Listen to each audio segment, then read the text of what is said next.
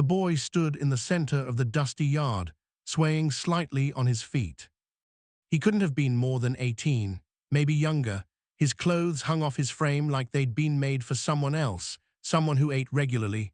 The shirt was torn at the shoulder, exposing sunburned skin that had started to blister. His boots were split at the seams, held together with twine that had worn through in places. But it was his eyes that made Cole Garrison stop mid-step. They were hollow, not angry, not desperate, just empty. Like he'd already died somewhere along the road, and his body hadn't figured it out yet. "I'll work for food," the boy said. His voice cracked on the last word. He swallowed hard, his Adam's apple bobbing in his thin throat. He didn't meet Cole's gaze, just stared at the ground between them, his hands trembling at his sides. Cole stood on the porch of his ranch house, one hand resting on the wooden rail. The sun was high and merciless, bleaching the world into shades of white and brown. The air shimmered with heat. Somewhere in the distance, a hawk circled lazily over the scrubland. "I can mend fences," the boy continued, his voice barely above a whisper. "Haul water, shovel stalls, anything you need. I won't steal, I won't cause trouble, I need to eat." Cole said nothing. He'd seen this before, too many times since the war ended. Boys, sometimes men, sometimes entire families, drifting from town to town, county to county, looking for work that didn't exist anymore. The war had chewed up the land and spit it back out in pieces. Farms burned, families scattered, economies collapsed. And the ones who survived, they wandered. This boy was one of them. Cole studied him in silence. The kid's hair was matted with dust and sweat, sticking to his forehead in clumps. His face was gaunt, cheekbones sharp enough to cut. His lips were cracked and bleeding. He looked like he hadn't had a full meal in weeks. Maybe longer. "When's the last time you ate?" Cole asked quietly. The boy hesitated, his jaw tightened. "2 days ago, found some berries near a creek." "Before that?" The boy didn't answer. Cole exhaled slowly through his nose. He glanced toward the barn, then back at the boy. There was something familiar about him, not his face, Cole didn't recognize that, but something in the way he stood, the way he held himself, like he was bracing for a blow that never came. Like he'd been trained to expect cruelty. "What's your name?" Cole asked. The boy's eyes flicked up for just a second, then dropped again. "Daniel." "Daniel what?" A pause, longer this time. "Harlow." The name hit Cole like a fist to the sternum. He didn't move, didn't let his expression change, but inside, something cold and sharp twisted in his chest. Harlow. He knew that name. God help him, he knew that name. Cole's hand tightened on the porch rail. His knuckles went white. He forced himself to keep his breathing steady, his face neutral. The boy, Daniel, wasn't looking at him, didn't see the recognition flash across Cole's eyes. "Didn't know." "You got family?" Cole asked, his voice rough. Daniel shook his head. "No, sir." "None. Not anymore." The words were flat, final, like a door slamming shut. Cole felt the weight of them settle in his gut. He wanted to ask more, wanted to know how a Harlow ended up here, on his land, half-starved and begging for scraps. But he couldn't. "Not yet." "Wait here," Cole said. He turned and walked back into the house, the screen door creaking shut behind him. Inside, the air was cooler, but it didn't ease the tightness in his chest. He moved through the dim hallway, past the fireplace, past the old rifle mounted on the wall, past the photographs he never looked at anymore. He stopped in the kitchen. His hands braced against the counter. He stared down at the worn wood, the grain darkened by years of use. His breath came in slow, measured pulls. Harlow. 8 years ago, Cole had ridden into a valley 20 miles south of here. He'd been hired by a rancher named Tobias Grant to track down a group of men accused of stealing cattle. It was supposed to be simple, quick money, no questions asked. But when he found the men, they weren't thieves. They were farmers, a family named Harlow. They'd been accused by a Union officer, a man named Dalton who wanted their land. The Harlows had refused to sell, so Dalton branded them traitors, said they were Confederate sympathizers, said they were hiding stolen Union supplies. It was a lie. Cole had known it even then, but he'd been young, hungry for work, and Tobias Grant had paid him well to look the other way. So he did. He watched as Dalton's men burned the Harlow farm to ash, watched as they dragged the father and older son into the yard and shot them both in front of the family, watched as the mother collapsed, screaming, clawing at the dirt. And Cole had done nothing. He'd turned his horse around and ridden away. He told himself it wasn't his fight.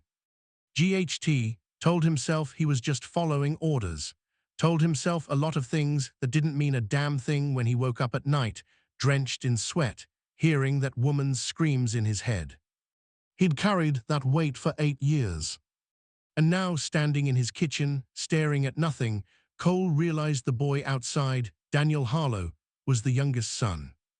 The one who'd been 10 years old when his world burned down. Cole straightened.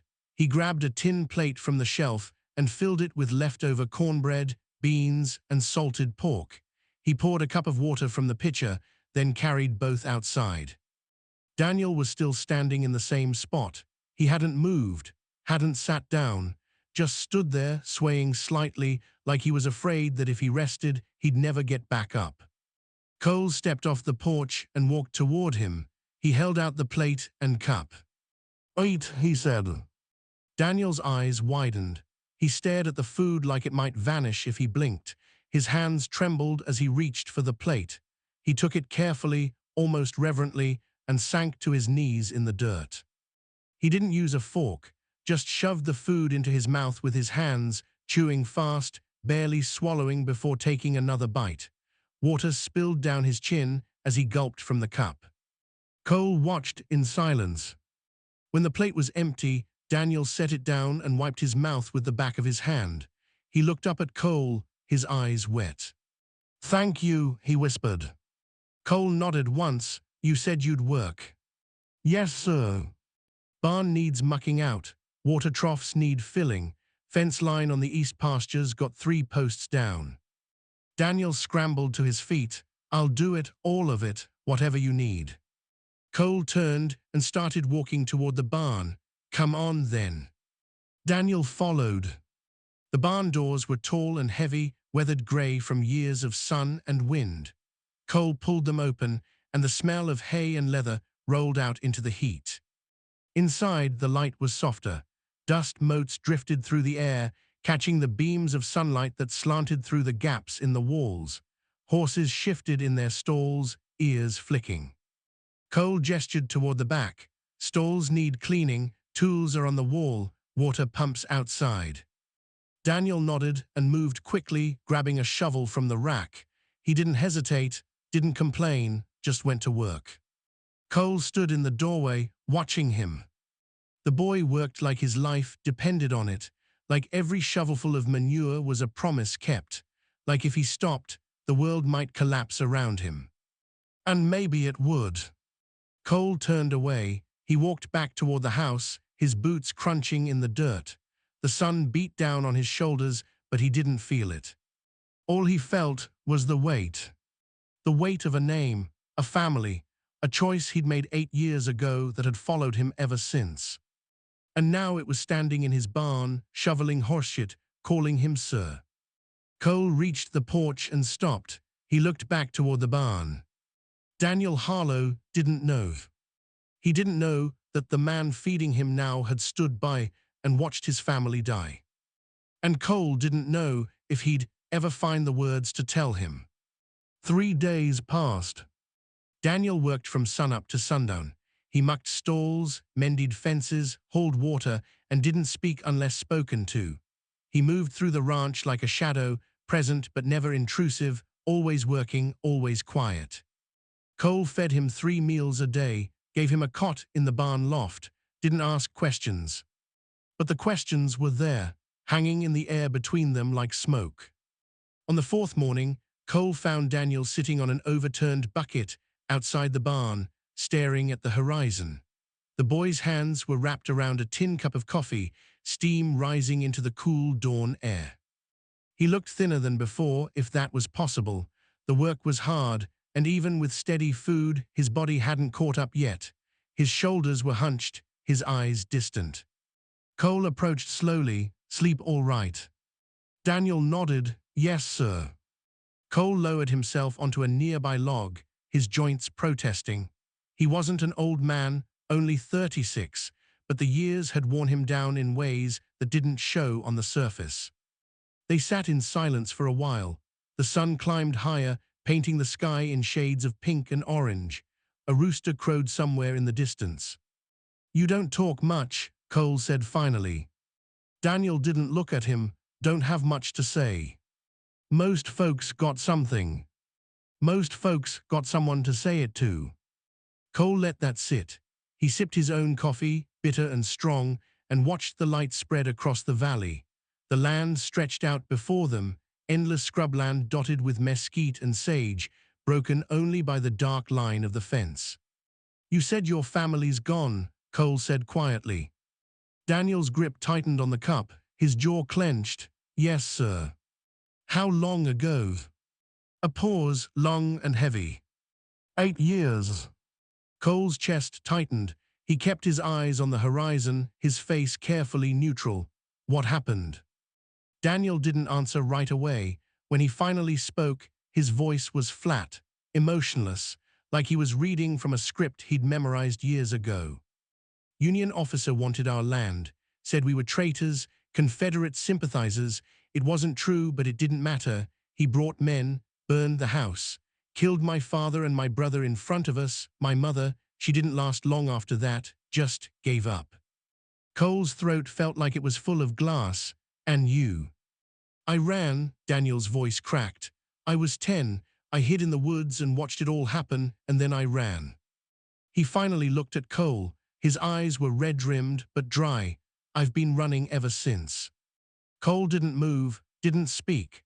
The weight in his chest was suffocating now, pressing down on his ribs until he could barely breathe. He wanted to tell the boy the truth, wanted to confess, wanted to say, "I was there, I watched it happen, I did nothing." But the words stuck in his throat. "I'm sorry," Cole said instead. It sounded hollow, useless.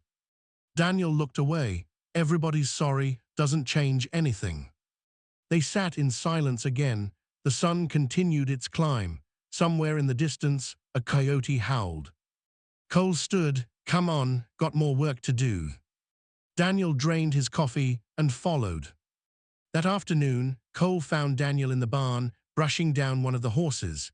The boy moved slowly, carefully, running the brush along the mare's flank in long, even strokes. The horse stood still, ears relaxed, enjoying the attention.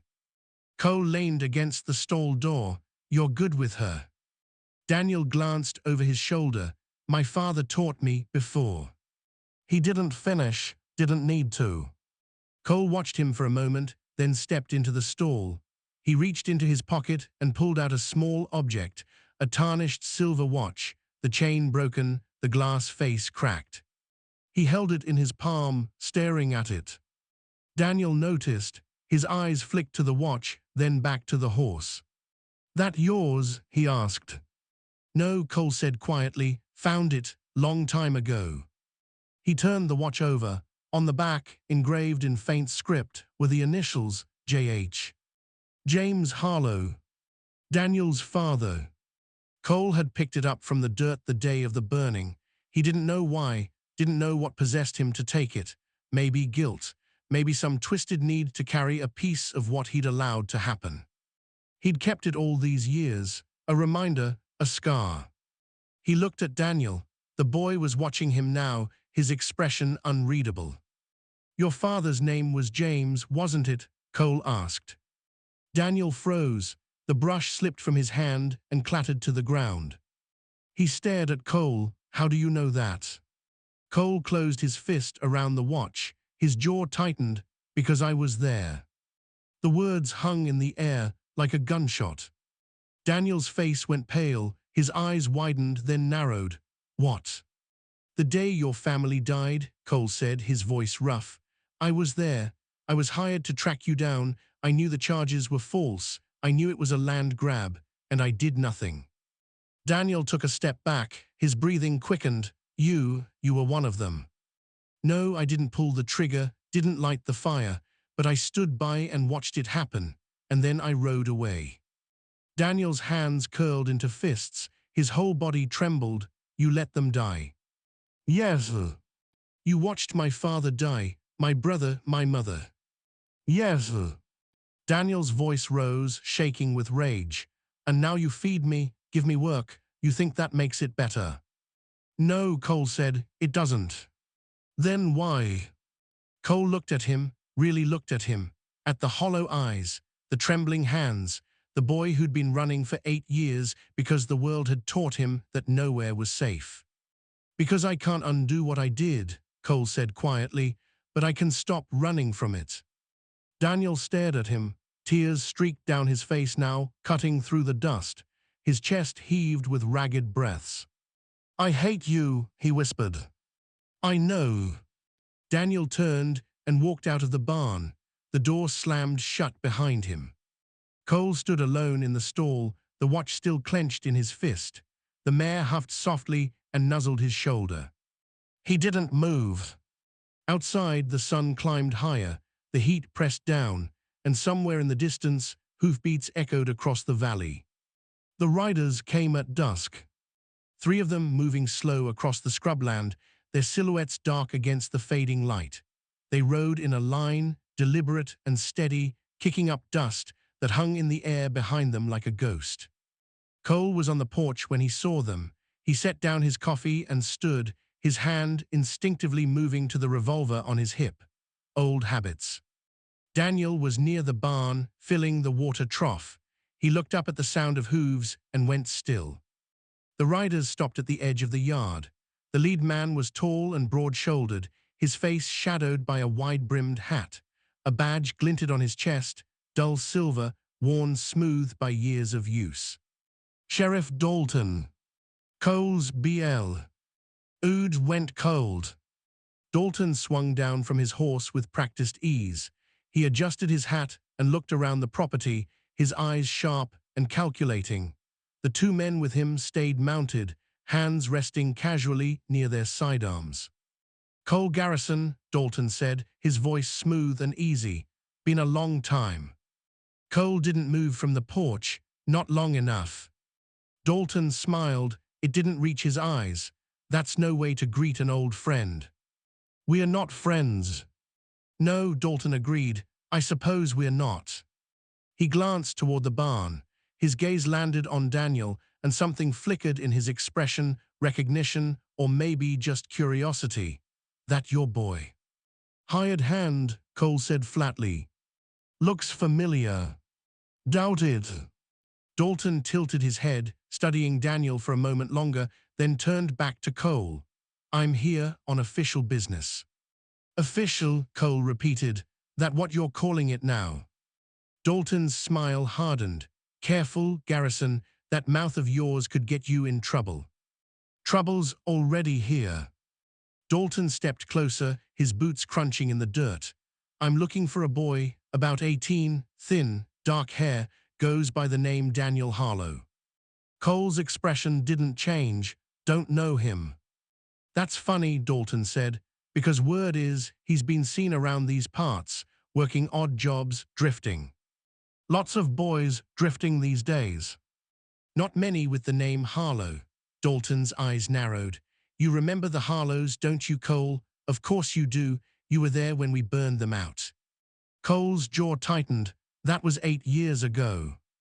Sure was, and now the youngest boy's all grown up. Turns out he's been asking questions, digging around, talking to folks who remember what happened, making noise. So noise is bad for business. Dalton's voice dropped, low and dangerous. People start asking questions, they start looking into things that should stay buried. I can't have that. Cole took a step forward. Boy's got nothing to do with you. He's got everything to do with me. His family was branded traitors. That makes him a traitor by blood, and traitors don't get second chances. War's over, Dalton. Not for him. The two mounted men shifted in their saddles, hands moving closer to their guns. The air thickened with tension, heavy and electric. Dalton smiled again.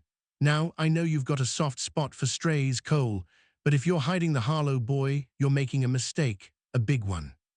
I'm not hiding anyone. Then you won't mind if we take a look around. I mind. Dalton's smile faded. That's not a request. Cole's hand hovered near his revolver. This is my land. You got no warrant, no cause, and no right, so you can turn around and ride out, or we can settle this another way. Dalton stared at him, the moment stretched, tight and fragile, like a wire about to snap. Then Dalton laughed. It was a cold, mirthless sound. You've got guts, Garrison, I'll give you that, but guts don't stop bullets. He turned and walked back to his horse, swinging up into the saddle. He looked down at Cole, his expression dark. This isn't over. If I find out you're lying to me, if I find out that boy's here, I'll come back, and next time I won't be so polite. He spurred his horse and rode off, the other two men following. Their silhouettes disappeared into the dusk, swallowed by the fading light. Cole stood on the porch, his heart pounding, his hand still on his gun. Daniel emerged from the shadows near the barn. His face was pale, his eyes wide. That was him, Daniel said, his voice shaking. That was the man who killed my family. Cole nodded. Yeah. He's coming back. Yeah. Daniel looked at him, fear and anger warring in his expression. Why didn't you just hand me over? You don't owe me anything. You said it yourself. You let them die, so why protect me now? Cole turned to face him.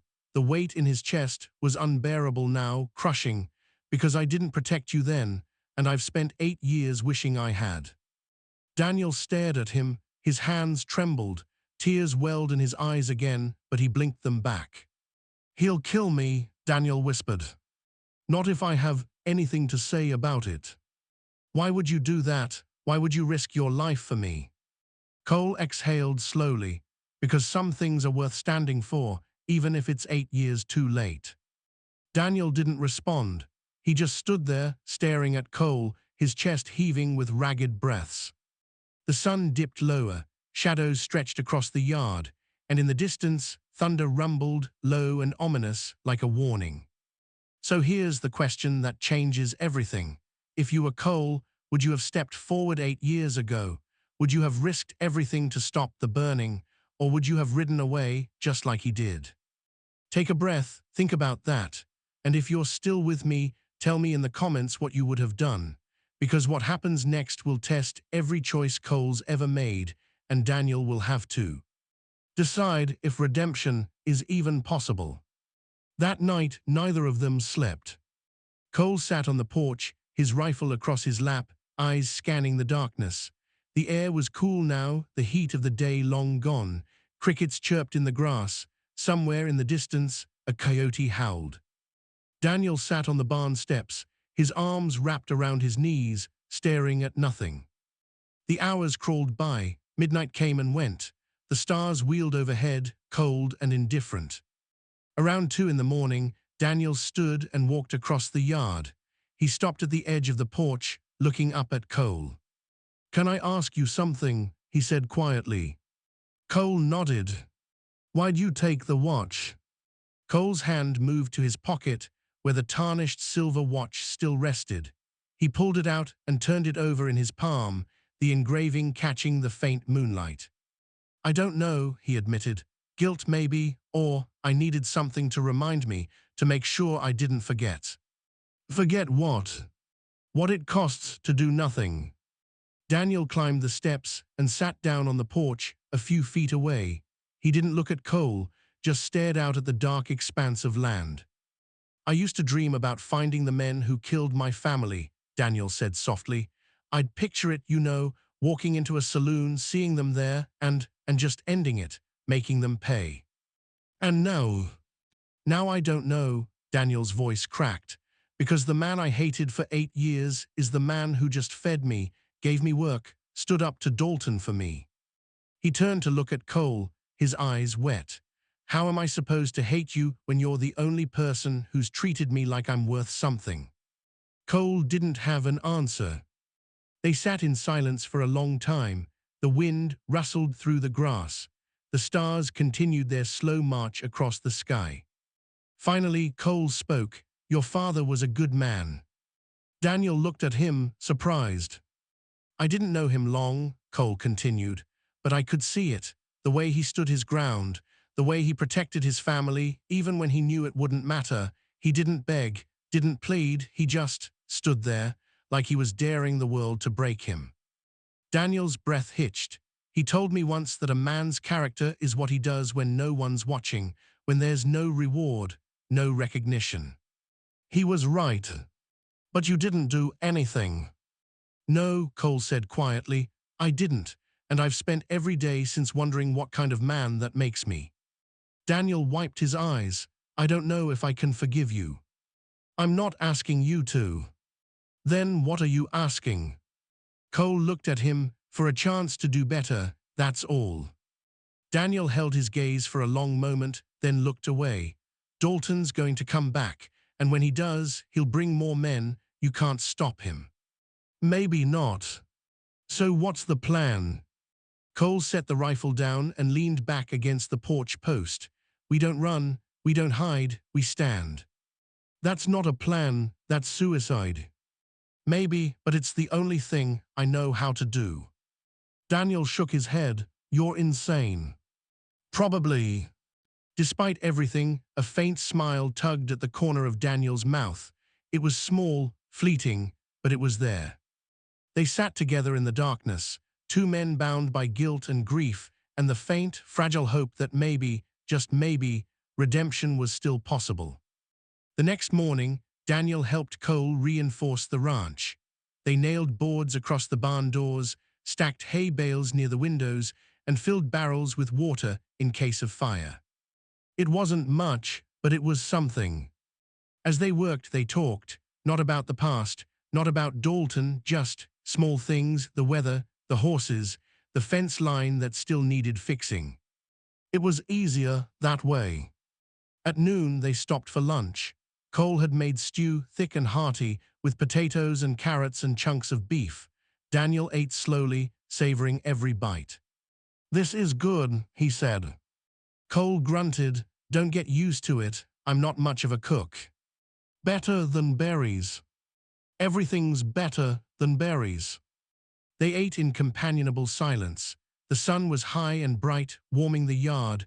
Birds chirped in the trees. For a moment, it almost felt normal. Almost. When they finished, Daniel set his bowl down and looked at Cole. Can I see the watch again? Cole hesitated, then pulled it from his pocket and handed it over. Daniel held it carefully, running his thumb over the engraved initials. His eyes were distant, lost in memory. He used to wind it every night, Daniel said quietly, right before bed. He'd sit in his chair by the fire and wind it, and then he'd say, another day done, another day earned, like every day was a gift. He looked up at Cole. I forgot that, I forgot a lot of things, but I remember that. Cole's throat tightened. You should keep it. Daniel blinked. What? The watch, it's yours. It should have been yours all along. But I've carried it long enough, Cole said. It's time it went home. Daniel stared at the watch, then at Cole. Slowly he nodded, thank you. Cole stood and walked to the edge of the porch. He looked out at the land, his land, and wondered how much longer he'd get to keep it. Behind him, Daniel wound the watch. The faint click-click-click of the mechanism filled the quiet. Another day done, Daniel whispered. Cole smiled. Another day earned. They came at dawn. Not just Dalton. 6 men, maybe 7, riding hard across the valley. Their horses kicked up clouds of dust, dark and ominous, against the pale morning sky. Cole saw them from the porch. He grabbed his rifle and moved to the window, his heart pounding. Daniel, he shouted. Daniel appeared from the barn, his face pale. How many? Too many. The riders stopped at the edge of the property, forming a loose line. Dalton dismounted and walked forward, his hand resting on his sidearm. "Last chance, Garrison," he called out. "Hand over the boy and we'll let you walk away." Cole stepped onto the porch, his rifle raised. "You want him, you'll have to go through me." Dalton shook his head. "Stupid move, Cole, real stupid." He nodded to his men. They began to spread out, circling the property. Cole's grip tightened on the rifle. This was it. No more running, no more hiding. He glanced at Daniel, who stood near the barn, his face set with grim determination. "Stay down," Cole said, "no matter what happens." Daniel nodded. Then from the east, a sound. Hoofbeats. More of them, coming fast. Dalton turned, his expression shifting from confidence to confusion.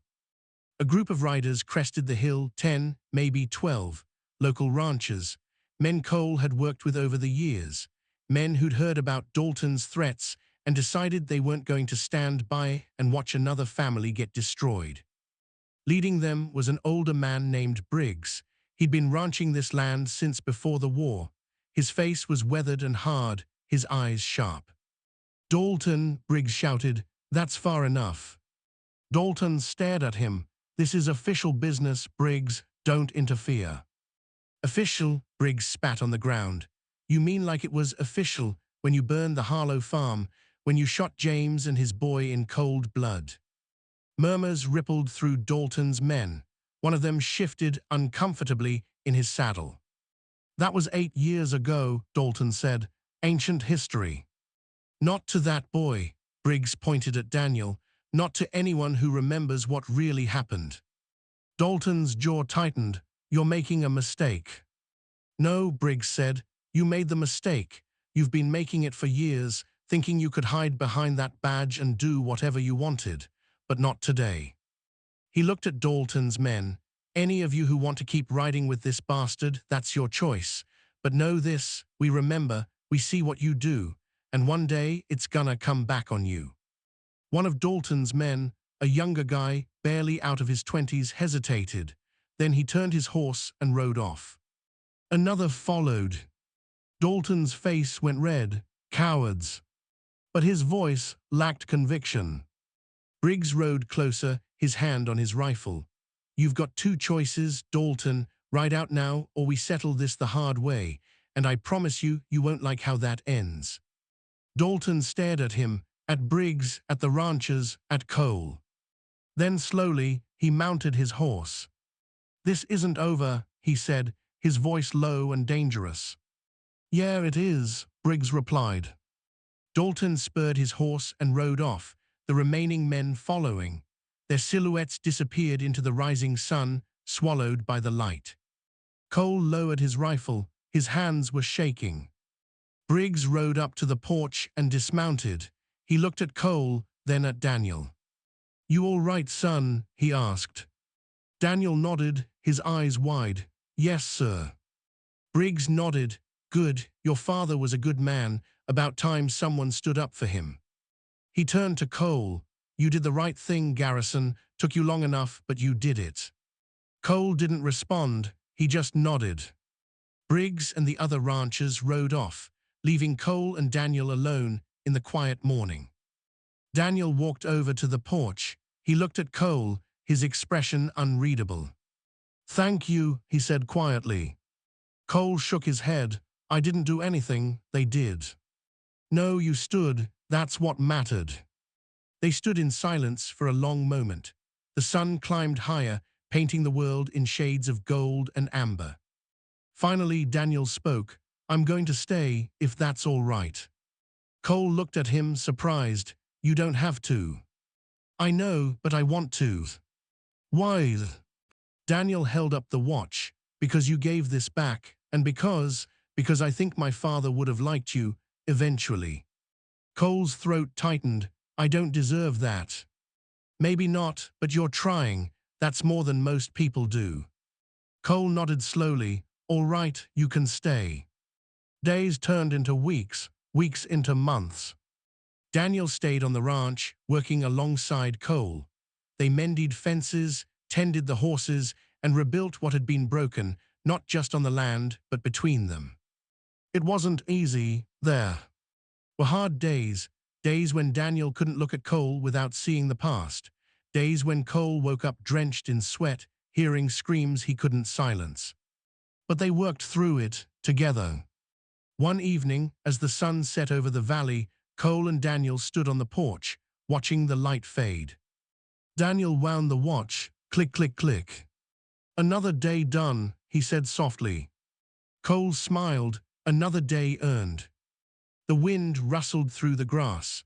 The stars began to appear, one by one, filling the sky with light. And for the first time in 8 years, Cole Garrison felt something he thought he'd lost forever.